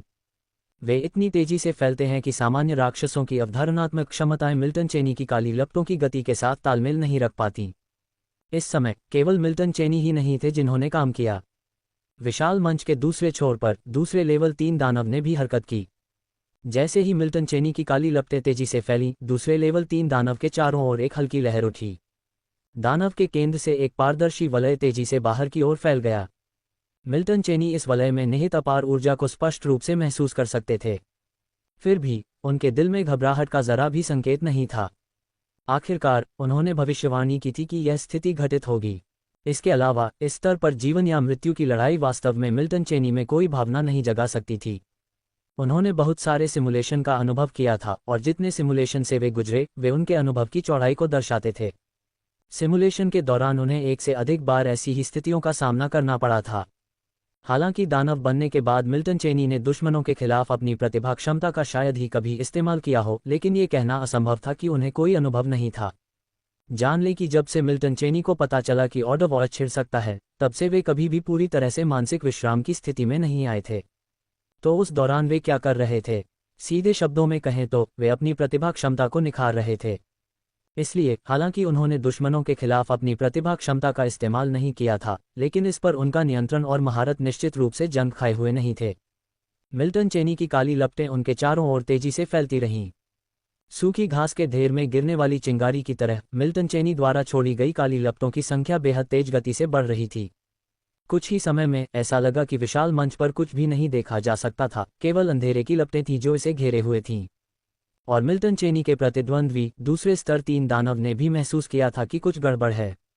मिल्टन चेनी की प्रतिभा क्षमता उससे परिचित थी, लेकिन यह उसे याद आने वाली राक्षसी ज्वाला से काफी अलग लग रही थी। रिलीज की गति बहुत तेज थी, लगभग ऐसा लगता था जैसे ये दानव की जन्मजात शक्ति बन गई हो। लेकिन क्या प्रतिभा क्षमताओं को जन्मजात बनने से पहले चेतना के साथ एकीकृत नहीं किया जाना चाहिए? ये स्तर 4 राक्षसों की एक विधि थी, तो ये स्तर 3 दानव के युद्ध के मैदान में क्यों दिखाई दिया? ऐसे विचार दूसरे स्तर 3 दानव के दिमाग में उमड़ पड़े। राक्षसों के बीच युद्ध धीरे धीरे आगे नहीं बढ़ते। इसके विपरीत, यदि 2 राक्षसों के बीच शक्ति में महत्वपूर्ण अंतर है, तो जीवन या मृत्यु की लड़ाई भी बहुत जल्दी समाप्त हो सकती है। मिल्टन चेनी को पता नहीं था कि उनके और दूसरे लेवल 3 राक्षसों के बीच का अंतर काफी बड़ा था। इस बीच मिल्टन चेनी ने अपनी पूरी ताकत से राक्षसी ज्वाला की शक्ति को उजागर करना जारी रखा। हालांकि इस समय मिल्टन चेनी को कुछ उलझन महसूस हुई, क्योंकि उनकी धारणा के अनुसार जिस गति से उनका प्रतिद्वंद्वी अपनी प्रतिभा क्षमता का उपयोग कर रहा था, वह उनकी तुलना में बहुत धीमी लग रही थी। इससे मिल्टन चेनी को यह आभास हुआ कि उनके और दूसरे राक्षस के बीच प्रतिभा क्षमताओं का उपयोग एक ही स्तर पर नहीं था। लेकिन ऐसा नहीं होना चाहिए, क्योंकि मिल्टन चेनी अच्छी तरह से जानते थे कि उनका प्रतिद्वंद्वी भी लेवल 3 का राक्षस था। उनके बीच असमानता इतनी बड़ी नहीं होनी चाहिए। इस समय मिल्टन चेनी के दिल में सावधानी का एक निशान उभरा। उन्हें संदेह था कि उनका प्रतिद्वंद्वी अपनी असली ताकत छुपा रहा है। आखिरकार जीवन या मृत्यु की लड़ाई राक्षसों के लिए जीवित रहने का मामला है और बिना कारण के नहीं होती। अगले ही पल पूरे प्लेटफॉर्म को लगभग ढकने वाली काली लपटें अचानक फूट पड़ीं, प्लेटफॉर्म के दूसरे छोर पर लेवल 3 डेमन की ओर बढ़ती हुई। यह मिल्टन चेनी की जांच करने की चाल थी। इस समय मिल्टन चेनी को हमेशा एक अजीब सी अनुभूति होती थी। जब मिल्टन चेनी प्लेटफॉर्म पर अपनी प्रतिभा शक्ति का उपयोग करके जांच कर रहे थे, तो प्लेटफॉर्म के बाहर एक अलग ही दृश्य सामने आ रहा था। मिल्टन चेनी का अनुमान सही था, इस जीवन मृत्यु की लड़ाई में वास्तव में दर्शक थे, और उस समय काफी दर्शक थे। ऑर्डर वॉर के प्रकोप में शामिल 2 आदेशों के नियंत्रक भी इस समय दर्शकों की भूमिका निभा रहे थे। मिल्टन चेनी को यह नहीं पता था कि जिस विशाल प्लेटफॉर्म पर वे थे, वह वास्तव में अनंत रूप से मुड़ा हुआ था। यानी न केवल वे जीवन मृत्यु की लड़ाई में लगे हुए थे, बल्कि इस प्लेटफॉर्म पर हजारों समानांतर मिनी युद्ध क्षेत्र भी थे, जो एक साथ जीवन मृत्यु के संघर्ष से गुजर रहे थे। बस इतना ही कि मिल्टन चेनी उनसे बेखबर थे। हालांकि इस समय दोनों आदेश नियंत्रकों की अवधारणात्मक क्षमताएं उस युद्ध क्षेत्र की ओर निर्देशित थीं जिसमें मिल्टन चेनी स्थित थे। दिलचस्प बात यह है कि इस छोटे से लड़के की प्रतिभा क्षमता चेतना में विलय के चरण को पार कर सीधे दानव शरीर में एकीकृत हो गई है। फिर यहाँ कोई रहस्य नहीं है। आमतौर पर केवल एक स्तर 4 दानव ही चेतना को राक्षस शरीर में विलय करने के दायरे तक पहुंचने में सक्षम होगा, आदेश 19 के नियंत्रक ने कहा। उसकी आवाज ने सीधे आसपास के स्थान को हिला दिया। उसका विशाल दानव शरीर स्वर्ग को भेदने के लिए तैयार लग रहा था। यह आवाज सुनते ही आदेश 17 के नियंत्रक की अवधारणात्मक क्षमता भी मिल्टन चेनी के दानव शरीर पर छा गई। उसकी चेतना में एक प्राकृतिक कमी है, जो एक छिपे हुए आशीर्वाद के रूप में सामने आई। दुर्भाग्य से चेतना में कमी का मतलब है कि उच्च क्षेत्र में विकास संभव नहीं है, और एक स्तर 4 दानव शायद उसकी सीमा हो, आदेश 17 के नियंत्रक ने कहा। उसके शब्दों के गिरने के बाद उसकी धारणा उस युद्ध के मैदान से दूर चली गई जिसमें मिल्टन चेनी स्थित थे। दिलचस्पी थी, लेकिन सिर्फ हल्की फुल्की जिज्ञासा की हद तक। मिल्टन चेनी की स्थिति कुछ हद तक अनोखी होने के बावजूद उनका बहुत ज्यादा ध्यान आकर्षित करने के लिए पर्याप्त नहीं थी। जब ऑर्डर 17 के नियंत्रक की अवधारणात्मक क्षमता मिल्टन चेनी के युद्ध क्षेत्र से चली गई, तो ऑर्डर 19 के नियंत्रक ने भी ज्यादा ध्यान नहीं दिया। क्रिम्सन वर्ल्ड में बहुत सारे राक्षस थे और उनमें से कुछ खास नहीं थे, लेकिन जो उन्नत राक्षस बन सकते थे वे बहुत कम थे। मिल्टन चेनी के लिए उनका थोड़ा सा भी ध्यान आकर्षित करना वास्तव में एक बड़ी उपलब्धि थी। उसी समय कहीं और युद्ध के मैदान में जैसे ही मिल्टन चेनी ने अपनी सारी प्रतिभा क्षमता दूसरे राक्षस में डाली, उनकी चेतना अंधकार में चली गई। मिल्टन चेनी की चेतना अचानक पूरी तरह अंधकार में डूब गई थी। इससे पहले मिल्टन चेनी के पास प्रतिक्रिया करने के लिए एक पल भी नहीं था, लेकिन अगले ही पल मिल्टन चेनी की चेतना सामान्य हो गई। एक अजीब जगह में मिल्टन चेनी की चेतना फिर से जाग उठी। जिस क्षण उसकी चेतना वापस लौटी, मिल्टन चेनी अभी भी थोड़ा चकित था।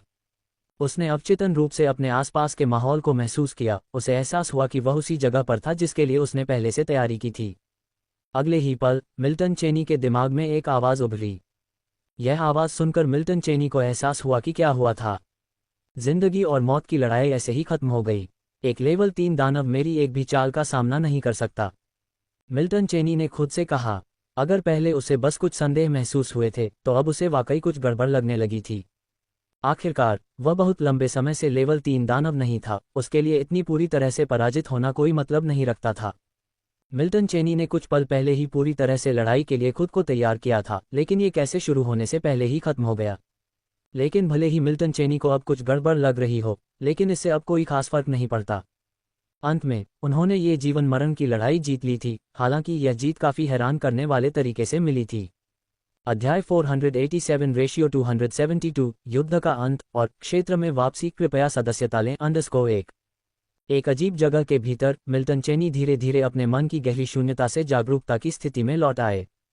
ऐसा इसलिए नहीं था क्योंकि उन्होंने जानबूझकर उस स्थिति को छोड़ दिया था। इसके बजाय इस पल उनके दिमाग में अचानक एक आवाज़ उभरी। इस आवाज़ के प्रकट होने के बाद वह स्वाभाविक रूप से पूर्ण मानसिक शून्यता की स्थिति में नहीं रह सकते थे। आखिरकार ये स्थान केवल उनके क्षेत्र का नहीं था। मुझे उम्मीद नहीं थी कि ऑर्डर 17 अंततः इस ऑर्डर युद्ध को हार जाएगा। अपने दिमाग में आवाज़ सुनकर मिल्टन चेनी ने खुद से सोचा। उनके दिमाग में गूंजने वाली भावहीन आवाज़ ने केवल एक संदेश दिया। वह संदेश ये था कि ऑर्डर युद्ध समाप्त हो गया था और ऑर्डर 17 निस्संदेह इस बार हार गया था। मिल्टन चेनी ने इस ऑर्डर युद्ध में जीत हासिल की थी, लेकिन उनकी जीत अकेले युद्ध के अंतिम परिणाम को नहीं बदल सकती थी। आखिरकार दोनों महान आदेशों से युद्ध में भाग लेने वाले दानवों की संख्या इतनी अधिक थी कि मिल्टन चेनी शायद ही इसकी कल्पना कर सकते थे। ऐसी परिस्थितियों में किसी व्यक्ति की जीत का समग्र युद्ध पर वस्तुतः कोई प्रभाव नहीं पड़ता। हालांकि मिल्टन चेनी ने इस बारे में कोई विशेष भावनाएं नहीं रखीं। ये परिणाम उनकी अपेक्षाओं के अनुरूप था। युद्ध का अंत अनिवार्य रूप से एक पक्ष की हार लेकर आता है, अन्यथा कोई युद्ध के अंत को कैसे परिभाषित कर सकता है। इस आदेश युद्ध में भाग लेने वाले दो आदेश 17 और आदेश 19 थे। इसलिए अंतिम परिणाम दो संभावनाओं में से एक था, या तो आदेश 17 जीतेगा या आदेश 19 जीतेगा। इसके अलावा कोई तीसरा परिणाम नहीं था। बराबरी की संभावनाएं इतनी कम थीं कि मिल्टन चेनी ने सहज रूप से उन्हें अनदेखा कर दिया। इसलिए उन्होंने पहले ही परिणाम की भविष्यवाणी कर दी थी। हालांकि मिल्टन चेनी को इस बात की विशेष परवाह नहीं थी कि आखिरकार कौन सा पक्ष जीतता है। आखिरकार यह ऐसी चीज नहीं थी जिसके बारे में उन्हें चिंता करने की जरूरत थी, वह सिर्फ एक निम्न स्तर का दानव था। युद्ध का परिणाम 17वें आदेश के भीतर उन्नत राक्षसों के लिए चिंता का विषय होना चाहिए, न कि ऐसा कुछ जो उसे बहुत प्रभावित करता हो। युद्ध में शामिल होने से पहले मिल्टन चेनी का लक्ष्य सरल था, वह जीवित रहना था। अब जबकि युद्ध समाप्त हो चुका था, वह वास्तव में बच गया था। उसने इस आदेश युद्ध में भाग लेने के अपने लक्ष्य को पूरा कर लिया था। बाकी के लिए मिल्टन चेनी को परवाह नहीं थी और वह ऐसा करना भी नहीं चाहता था। उस विचार के साथ मिल्टन चेनी ने आगे सोचना बंद कर दिया। आखिरकार इन मामलों पर विचार करना उसके लिए विशेष रूप से सहायक नहीं था। हाल ही में किया गया चिंतन केवल उसकी सहज प्रवृत्ति थी। अगले ही क्षण इस स्थान के भीतर मिल्टन चेनी की अवधारणात्मक क्षमता थोड़ी सी हिल गई। वह अपने दानव शरीर के भीतर हो रहे परिवर्तनों को महसूस करने लगा। आखिरकार वह उस जीवन मृत्यु की लड़ाई के अंत में इस स्थान पर वापस आ गया था। यहाँ इस स्थान के भीतर मिल्टन चेनी एक बिल्कुल सुरक्षित वातावरण में था, इसलिए स्वाभाविक रूप से उसने पूर्ण मानसिक शून्यता की स्थिति में प्रवेश करना चुना। यदि युद्ध की समाप्ति का संदेश उसके मन में अभी न आया होता तो वह पूर्ण मानसिक शून्यता की स्थिति में रहता, लेकिन यह असंभव था। आखिरकार युद्ध एक निश्चित समय पर समाप्त हो ही जाता। अब युद्ध समाप्त होने के साथ ही मिल्टन चेनी को इस स्थान से निकाला जाने वाला था। इसलिए जबकि उसका दानव शरीर अभी भी इस स्थान के भीतर था और अभी तक निकाला नहीं गया था, उसने उसमें हो रहे परिवर्तनों को महसूस किया। यद्यपि मिल्टन चेनी इस स्थान में पूर्ण मानसिक शून्यता की स्थिति में प्रवेश कर चुके थे, ये स्थिति चाहे कोई भी व्यक्ति इसमें प्रवेश करे, मूल रूप से एक ही है। दूसरे शब्दों में, इस दौरान मिल्टन चेनी अपने आसपास के माहौल और समय बीतने से भी उतना ही अनजान था। इसलिए उसे पता नहीं था कि जीवन मृत्यु की लड़ाई खत्म होने के बाद से कितना समय बीत चुका है। हालांकि अपने दानव शरीर के परिवर्तन को महसूस करने के बाद वह एक निष्कर्ष पर पहुंचा। ऐसा लगता है कि यह आदेश युद्ध विशेष रूप से लंबे समय तक नहीं चला। अपने दानव शरीर में सुधार को महसूस करने के बाद मिल्टन चेनी ने खुद से कहा, विशेष रूप से लंबे समय तक नहीं से उन्होंने अपने दानव शरीर के परिप्रेक्ष्य को संदर्भित किया। उनके दानव शरीर के लिए हजारों साल विशेष रूप से लंबा समय नहीं माना जाता था। वास्तव में अपने दानव शरीर की वृद्धि को स्पष्ट रूप से समझने के बाद उन्होंने समय बीतने का अनुमान लगाया। अपने जीवन मृत्यु की लड़ाई के अंत से लेकर अब तक लगभग दसियों हजार साल बीत चुके थे। इस दौरान मिल्टन चेनी पूरी तरह से मानसिक शून्यता की स्थिति में थे। हालांकि जब उसने अपने दानव शरीर में परिवर्तन महसूस करना शुरू किया तो वह अभी भी कुछ परिवर्तनों को स्पष्ट रूप से महसूस कर सकता था। केवल उसके दानव शरीर में सुधार विशेष रूप से महत्वपूर्ण नहीं था, क्योंकि उसके लिए पहले से ही तीसरे दर्जे का दानव काफी वृद्धि की अनुमति देने के लिए दसियों हजार साल बहुत कम थे। उन्नत दानव बनने की तो बात ही छोड़िए, इस समय वह चौथे परिवर्तन के महत्वपूर्ण बिंदु तक पहुंचने से अभी भी काफी दूर था। इसके बावजूद मिल्टन चेनी के दिल में कोई विशेष भावना नहीं थी। युद्ध समाप्त होने वाला था और यदि युद्ध के बाद की अवधि में कोई अप्रत्याशित घटना नहीं हुई, अगले आदेश युद्ध के आने से पहले मिल्टन चेनी के पास उन्नत दानव बनने का एक बड़ा मौका था। बेशक यह मान लिया गया कि आदेश 17 के भीतर कोई अप्रत्याशित घटना नहीं हुई। अध्याय 488/272 युद्ध का अंत और क्षेत्र में वापसी। कृपया सदस्यता लें _2। आखिरकार ऑर्डर ऑफ वॉर की विफलता का कुछ प्रभाव तो पड़ना ही था और मिल्टन चेनी को बस यही उम्मीद थी कि ये प्रभाव उन पर नहीं पड़ेंगे। 17वें ऑर्डर में इतने सारे निम्न स्तर के राक्षसों के साथ इस तरह के दुर्भाग्य का उन पर अचानक से पड़ना बहुत ही असंभव होगा। मिल्टन चेनी को उम्मीद थी कि उनकी चिंताएं अनावश्यक थीं। बेशक यह एकमात्र चिंता नहीं थी। ऑर्डर ऑफ वॉर के बारे में मिल्टन चेनी की समझ के आधार पर वह जानते थे कि ऑर्डर में लगातार युद्ध छिड़ते रहते हैं। दूसरे शब्दों में ऑर्डर ऑफ वॉर ऐसी स्थिति नहीं थी जहां एक युद्ध समाप्त हो जाता था और फिर अगला युद्ध शुरू होने में युग बीत जाते थे। ये तय नहीं था। कभी कभी ऑर्डर ऑफ वॉर के समाप्त होने के तुरंत बाद अगला अप्रत्याशित रूप से एक बार फिर आ जाता था। इस समय मिल्टन चेनी को उम्मीद थी कि 17वें ऑर्डर में ऐसी स्थिति नहीं आएगी। मिल्टन चेनी इस बार अपेक्षाकृत आसानी से ऑर्डर ऑफ वॉर से बच निकलने में सक्षम थे, मुख्यतः इस ऑर्डर ऑफ वॉर के तरीके के कारण। लेकिन अगली बार उन्हें डर था कि उनकी किस्मत उतनी अच्छी नहीं होगी। इसलिए मिल्टन चेनी स्वाभाविक रूप से नहीं चाहते थे कि 17वें क्षेत्र में ऑर्डर ऑफ वॉर तेजी से हो, क्योंकि इससे उन्हें कोई फायदा नहीं होगा। इसके बजाय यह उनके लेवल 4 दानव में विकास को बहुत विलंबित कर देगा। इसके अलावा वह अगले युद्ध में भी जीवित नहीं बच पाएंगे। अगर ऐसा होता तो यह न केवल लेवल 4 दानव में उनके विकास को विलंबित करता, बल्कि यह अवसर को पूरी तरह से खत्म कर देता। मृत्यु सिमुलेशन के अंत का संकेत था और सिमुलेशन समाप्त होने के बाद स्वाभाविक रूप से उनके राक्षसी शरीर को विकसित करना जारी रखना असंभव होगा। ये सोचते हुए मिल्टन चेनी ने अपने सिर को अंदर से हिलाया। इस समय वह जिन चीजों पर विचार कर रहे थे वास्तव में उनका कोई खास महत्व नहीं था। आखिरकार इस दुनिया का संचालन किसी भी तरह से उनसे संबंधित नहीं था। चाहे वह कितनी भी उम्मीद क्यों न करे, ये दुनिया अभी भी उसी तरह काम करेगी जैसे कि उन्हें सेट किया गया था। 17वां आदेश लगातार युद्धों का अनुभव करेगा या नहीं, यह मिल्टन चेनी को तय नहीं करना था। मुख्य मुद्दा 17वें आदेश के नियंत्रक के हाथों में था। युद्ध का आदेश फिर से शुरू होगा या नहीं, ये तय करने का अधिकार केवल 17वें आदेश के स्तर 8 के दानव के पास था। मिल्टन चेनी स्वाभाविक रूप से उस स्तर 8 के दानव के सटीक विचारों का अनुमान नहीं लगा सकते थे, इसलिए उनके अपने विचारों का कोई महत्व नहीं था। वह जो कर सकते थे वह प्रवाह के साथ चलना और समय बीतने का उपयोग अपने राक्षसी शरीर को विकसित करने के लिए करना था। आखिरकार भले ही वह स्तर 4 का दानव मध्य स्तर का दानव बन गया हो, वह वास्तव में युद्ध के आदेश के पाठ्यक्रम को प्रभावित नहीं कर सकता था। भले ही अगला युद्ध बहुत बड़ा हो, फिर भी वह संभावित रूप से उसमें मर सकता था। फिर भी सिमुलेशन को स्तर 4 के दानव के रूप में समाप्त करना इस सिमुलेशन को स्तर 3 के दानव के रूप में समाप्त करने से कहीं अधिक फायदेमंद था।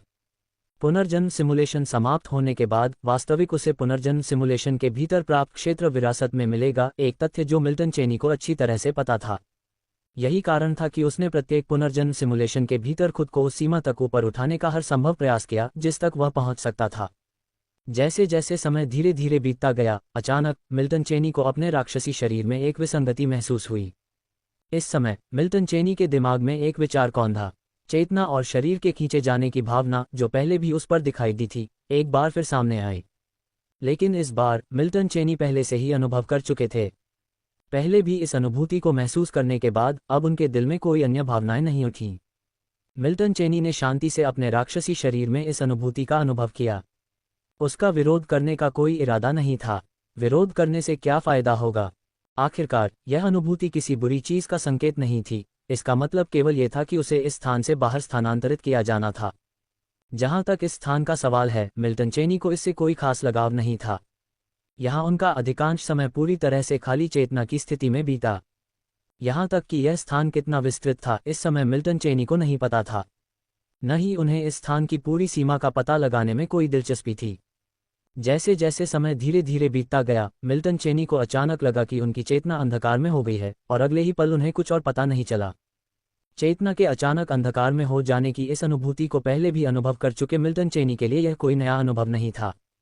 इस बार भी मिल्टन चेनी ने तैयारी कर रखी थी, लेकिन ये कहना होगा कि उनकी चेतना पर सीधे असर पड़ने की अनुभूति मिल्टन चेनी के लिए सहज नहीं थी। अगर उन्हें नहीं पता होता कि यह उनके लिए हानिरहित है, तो उनके राक्षस शरीर की वृत्ति इस अनुभूति का पूरी तरह से विरोध कर सकती थी। जब उनकी चेतना में स्पष्टता आई, तो उनके आसपास की हर चीज बदल चुकी थी। उनका राक्षस शरीर उनके अपने क्षेत्र में फिर से उभर आया। होश में आने के बाद भी मिल्टन चेनी को अपने आसपास का एहसास हो रहा था। ये पुष्टि करने के बाद कि यह वास्तव में उसका क्षेत्र है, मिल्टन चेनी का दानव शरीर स्थिर खड़ा रहा। ऐसा लग रहा था कि वह किसी चीज का इंतजार कर रहा है। एक पल बाद मिल्टन चेनी को जो बदलाव महसूस हो रहे थे, वे नहीं हुए। मिल्टन चेनी को पता था कि उसने गलत अनुमान लगाया था, लेकिन उसे इससे कोई फर्क नहीं पड़ा। उसका दानव शरीर थोड़ा सा हिला और वहीं गायब हो गया। जब उसका दानव शरीर फिर से प्रकट हुआ, तो वह अब अपने क्षेत्र में राक्षसी ज्वाला के एक छोटे से कुंड के भीतर था। जैसे ही उसका दानव शरीर राक्षसी ज्वाला के कुंड में भीगा, मिल्टन चेनी के मन में कुछ विचार उठे। आदेश युद्ध समाप्त होने के बाद और वह आदेश पर वापस आ गया। मिल्टन चेनी को आदेश नियंत्रक से कोई और प्रसारण नहीं मिला। अगर उसे कोई संदेश नहीं मिला था, तो इसका मतलब ये हो सकता है कि अन्य राक्षसों को भी कोई संदेश नहीं मिला था। आखिरकार उसके अकेले विशेष राक्षस होने का कोई कारण नहीं था। भले ही मिल्टन चेनी विशेष बनना चाहता हो, लेकिन ये बहुत संभव नहीं था। वह एक साधारण निम्न स्तरीय राक्षस था, और आदेश में बहुत सारे निम्न स्तरीय राक्षस थे, जिनमें से कई उससे भी अधिक विशेष थे।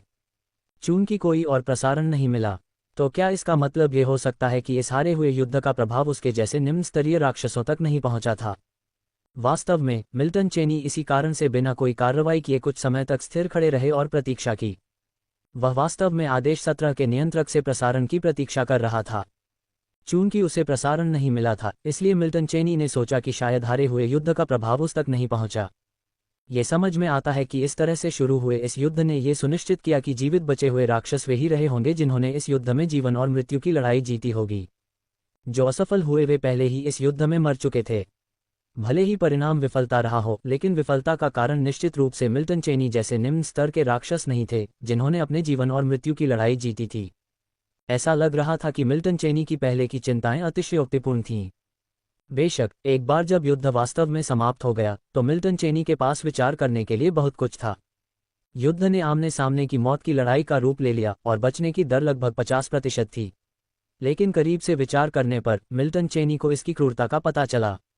जबकि व्यक्तिगत दृष्टिकोण से युद्ध का प्रारूप अनुकूल लग रहा था, पूरी तस्वीर उतनी अच्छी नहीं थी। इस युद्ध में 17वां आदेश हार गया था। इसका सबसे सरल अर्थ यह है कि युद्ध में भाग लेने वाले 17वें आदेश के आधे से अधिक राक्षस अपनी आमने सामने की मौत की लड़ाई हार गए थे। इसका ये भी अर्थ लगाया जा सकता है कि 17वें आदेश ने इस मौत की लड़ाई के कारण अपने आधे से अधिक राक्षसों को खो दिया। इस तरह की हानि निस्संदेह एक आदेश के लिए महत्वपूर्ण थी। आधे से अधिक राक्षस चले गए, वास्तव में एक भयावह संख्या। मिल्टन चेनी यह अनुमान भी नहीं लगा पाए कि इन मौत की लड़ाइयों में कितने राक्षस मारे गए थे। आखिरकार युद्ध 1 लाख से अधिक वर्षों से चल रहा था। एक ऐसा युद्ध जिसके परिणामस्वरूप आधे से अधिक राक्षस मारे गए। अब मिल्टन चेनी को समझ में आ गया कि यह युद्ध एक भव्य आदेश युद्ध के पैमाने पर क्यों था। एक सामान्य आदेश युद्ध निश्चित रूप से एक निश्चित आदेश के सभी राक्षसों में से आधे की मृत्यु का परिणाम नहीं होगा। इसके अलावा इस बार यह एक सच्ची पायरिक जीत थी। हालांकि 19वें आदेश ने जीत हासिल की, लेकिन निस्संदेह उनके नुकसान भी गंभीर थे। अध्याय 489 रेशियो 273 पुनर्जन्म क्रिस्टल और 1000 वर्ष कृपया सदस्यता लें _1। मिल्टन चेनी के दिमाग में विचार उमड़ पड़े। एक पल के बाद उसने धीरे धीरे अपने दिमाग से इन विचारों को हटा दिया। मिल्टन ने अपने दिल की गहराई में अपना सिर थोड़ा हिलाया। आखिरकार यह आदेश युद्ध इस समय समाप्त हो गया था, क्योंकि उसे मास्टर ऑफ ऑर्डर से कोई और संदेश नहीं मिला था। इसका मतलब था कि कम से कम कुछ समय के लिए आदेश के भीतर सब कुछ शांत और शांतिपूर्ण होगा। हालांकि ऐसे अवसर हैं जहां क्रिम्सन वर्ल्ड में विभिन्न आदेशों के बीच आदेश युद्ध जल्दी जल्दी होते हैं, ऐसे उदाहरण बहुत दुर्लभ हैं। इस भव्य आदेश युद्ध में हारने के बाद आदेश 17 कुछ समय के लिए ठीक होने जा रहा था। ये सबसे संभावित संभावना थी। आधे राक्षसों का नुकसान, यहाँ तक कि आदेश 17 के लिए भी एक महत्वपूर्ण झटका था। यदि मिल्टन व्यवस्था के स्वामी होते तो वे भी कम समय में तुरंत दूसरा व्यवस्था युद्ध आरंभ नहीं करते। यह अवधि लंबी हो सकती है या नहीं भी हो सकती है। हालांकि इस समय मिल्टन इन मामलों के बारे में विशेष रूप से चिंतित नहीं थे। आखिरकार उनका उनके निम्न स्तर के दानव के रूप में कोई लेना देना नहीं था। यदि यह अवधि लंबी होती तो मिल्टन स्वाभाविक रूप से प्रसन्न होते। यह इस बात से संबंधित था कि क्या वे इस समय के दौरान पूर्ण मानसिक निष्क्रियता की स्थिति में प्रवेश करके उच्च स्तर के दानव में विकसित हो सकते हैं। लेकिन यदि समय मिल्टन के चौथे स्तर के दानव में परिवर्तन का समर्थन करने के लिए पर्याप्त नहीं था तो उनके पास कोई अन्य विकल्प नहीं था। व्यवस्था युद्धों की शुरुआत का निर्णय लेने वाले मुख्य कारक उनके ऊपर नहीं थे। इसके बारे में अधिक सोचना बहुत सार्थक नहीं था। ये ठीक इसी वजह से था कि मिल्टन ने अस्थायी रूप से अपने दिल में उन विचारों को दबा दिया था। राक्षसी ज्वाला कुंड के पानी को महसूस करते हुए मिल्टन का राक्षसी शरीर गतिहीन रहा। इस समय मिल्टन एक बार फिर अपने आसपास के वातावरण और अपने राक्षसी शरीर को समझने लगा। एक क्षण बाद मिल्टन ने सारी धारणा वापस ले ली। ये सही है। इस समय मिल्टन ने अपनी अवधारणात्मक क्षमता को बंद कर दिया। ये भी संकेत करता है कि मिल्टन पूर्ण मानसिक शून्यता की स्थिति में फिर से प्रवेश करने वाला था। ये कुछ ऐसा था जिसकी योजना मिल्टन ने पहले ही बना ली थी। अब जबकि आदेश युद्ध समाप्त हो गया था, मिल्टन को इतनी चिंता करने की कोई आवश्यकता नहीं थी। अगली अवधि में कोई अन्य राक्षस उसे परेशान करने नहीं आएगा। इसलिए यह समय मिल्टन के लिए अपने राक्षसी शरीर को विकसित करने के लिए पूर्ण मानसिक शून्यता की स्थिति में फिर से प्रवेश करने का सबसे अच्छा अवसर कहा जा सकता है। आखिरकार इस समय मिल्टन के लिए हालांकि समय सबसे महत्वपूर्ण चीज नहीं थी, लेकिन उसके लिए इसका एक असाधारण महत्व था। हालांकि मिल्टन के पास बर्बाद करने के लिए समय था, लेकिन उसने ऐसा नहीं करने का फैसला किया। अब उसके लिए इस दुनिया में फिर से रूपांतरित होना और चौथे स्तर का राक्षस बनना इस समय उसका सबसे महत्वपूर्ण लक्ष्य था, क्योंकि अन्य लक्ष्यों की तुलना में ये लक्ष्य सबसे व्यावहारिक था। जब तक पर्याप्त समय था और कोई दुर्घटना नहीं हुई, तब तक मिल्टन इस दुनिया में एक सच्चा चौथे स्तर का दानव बनने के लिए बाध्य था। बेशक ये पर्याप्त समय होने और इस अवधि के दौरान कोई अप्रत्याशित घटना नहीं होने पर आधारित था। इसलिए मिल्टन किसी भी समय को बर्बाद नहीं करना चाहेंगे। अब मिल्टन जो सबसे सार्थक काम कर सकते थे वह था पूर्ण मानसिक शून्यता की स्थिति में प्रवेश करना, क्योंकि इस स्थिति में जहां वह समय के बीतने को महसूस नहीं कर सकते थे, समय विडंबना यह है कि सबसे तेजी से उड़ गया। समय धीरे धीरे बीतता गया और मिल्टन अब पूर्ण मानसिक शून्यता की स्थिति में प्रवेश कर चुके थे। इस समय वह अपने आसपास की हर चीज से बेखबर थे और निश्चित रूप से वह संभवतः ये नहीं जान सकते थे कि बाहर क्या हो रहा है। मिल्टन ने जो अनुमान लगाया था उससे बहुत ज्यादा विचलन नहीं था।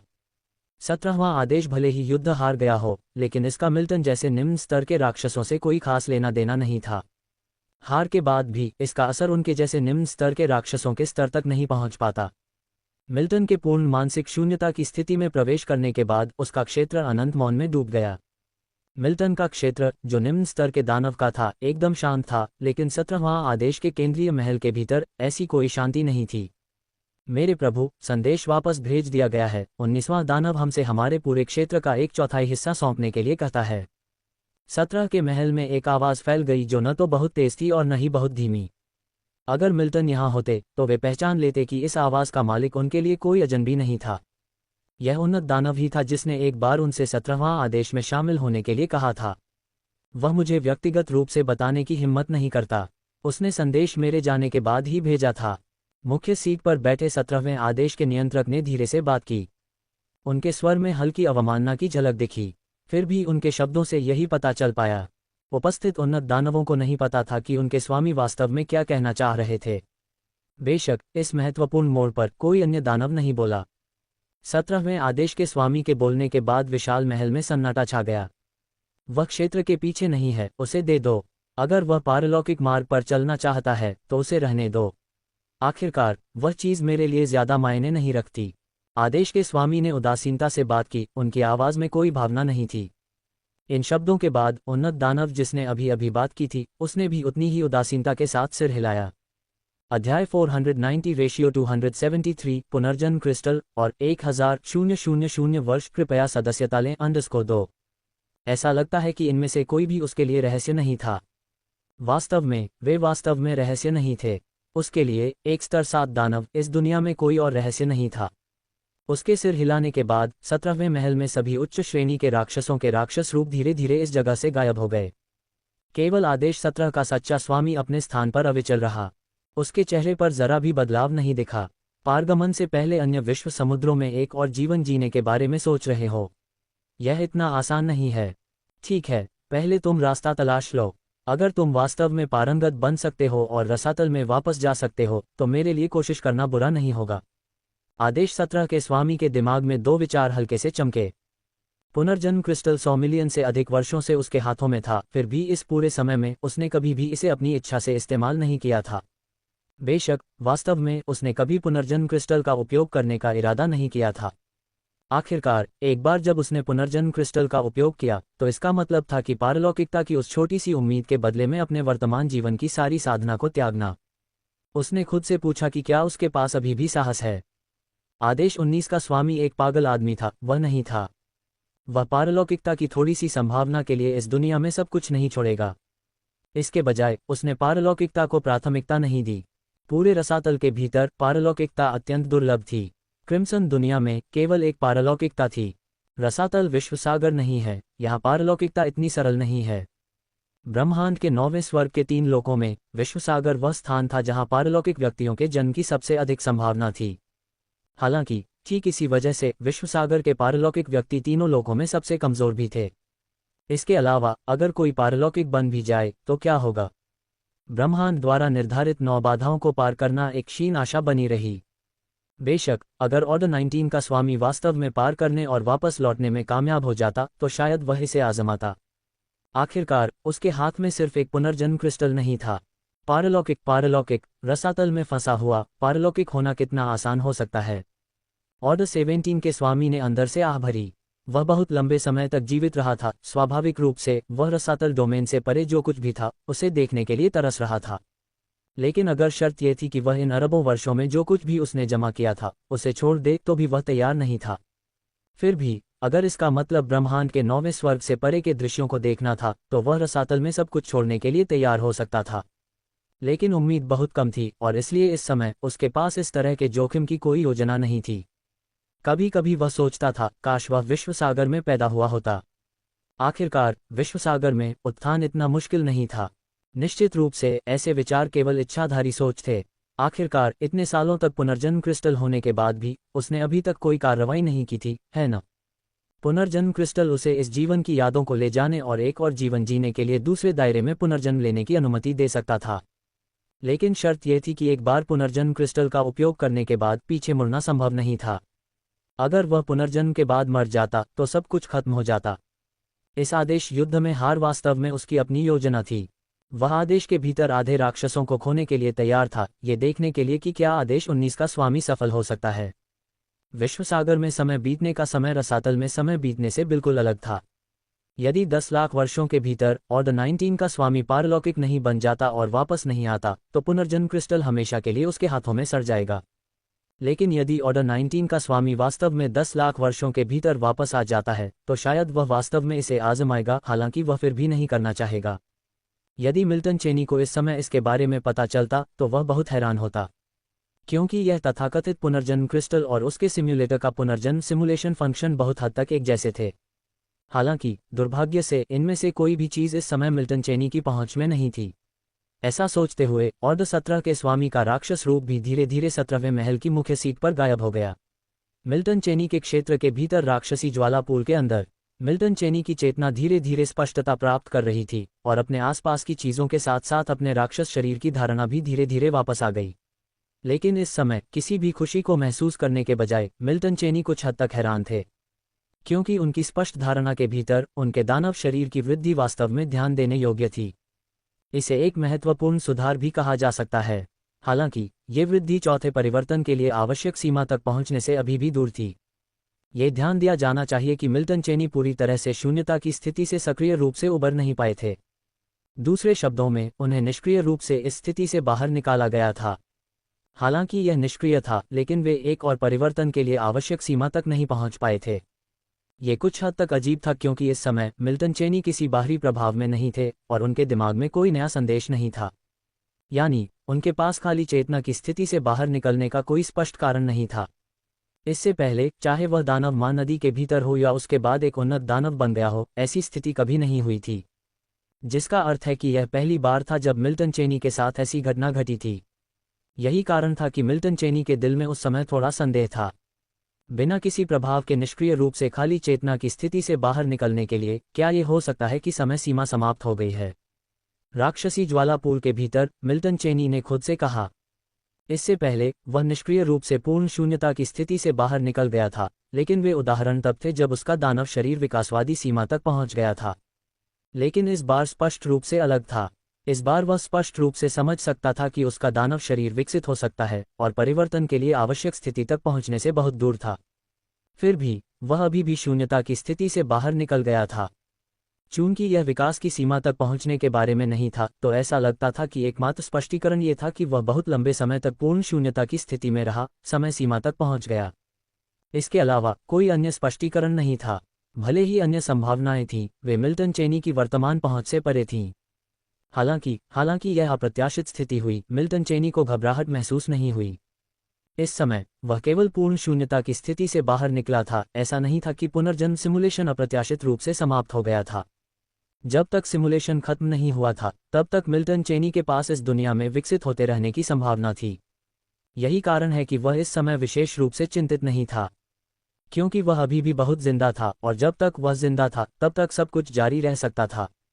इस विचार के साथ, मिल्टन चेनी ने अपने आसपास और अपने राक्षस शरीर को देखना बंद कर दिया।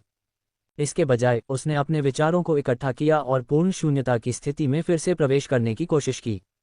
हालांकि, कुछ ही क्षणों बाद उसके दिल की गहराई में आश्चर्य का एक स्पर्श उभरा, क्योंकि इस समय वह खुद को पूर्ण शून्यता की स्थिति में फिर से प्रवेश करने में असमर्थ पाता था। यह एक बहुत ही अजीब अनुभूति थी। जब मिल्टन चेनी ने कोशिश की, तो उसे अचानक पता चला कि भले ही वह अपनी चेतना को खाली कर दे, फिर भी वह अपने आसपास के वातावरण और समय बीतने को महसूस कर सकता है। ये पहले से बिल्कुल अलग अनुभव था। ये ठीक इसी वजह से था कि मिल्टन चेनी ने सोचा कि शायद जो उसने अभी सोचा था वह वास्तव में मामला था। आखिरकार, ये स्थिति वास्तव में एक बार की स्थिति को बहुत लंबे समय तक बनाए रखने की भावना से मिलती जुलती थी, जो अपनी सीमा तक पहुंच जाती है। अगर कोई व्यक्ति एक ही चीज को घूरता रहता है, तो वह अंततः थोड़ी देर बाद पलकें झपकाएगा। तो ऐसा लगा कि पूर्ण शून्यता की स्थिति को अनिश्चित काल तक बनाए रखना भी संभव नहीं था। यह महसूस करते हुए, मिल्टन चेनी ने प्रयास करना बंद कर दिया। उसका दानव शरीर हिल गया और राक्षसी ज्वाला कुंड के भीतर से गायब हो गया। जब मिल्टन चेनी का दानव शरीर उसके क्षेत्र में फिर से प्रकट हुआ, तो उसके दिल में मौजूद संदेह गायब हो गए थे। इस बार जब वह बाहर गया, तो उसने मुख्य रूप से अन्य राक्षसों से कुछ सवाल पूछे। 100 रसातल चक्र, जो 1 मिलियन वर्ष है, क्या खाली चेतना की पूर्ण अवस्था के लिए 1 मिलियन वर्ष का समय है? मिल्टन चेनी ने चुपचाप अपने आप से सोचा। वास्तव में, पिछले ऑर्ड युद्ध को समाप्त हुए 1 मिलियन वर्ष बीत चुके थे।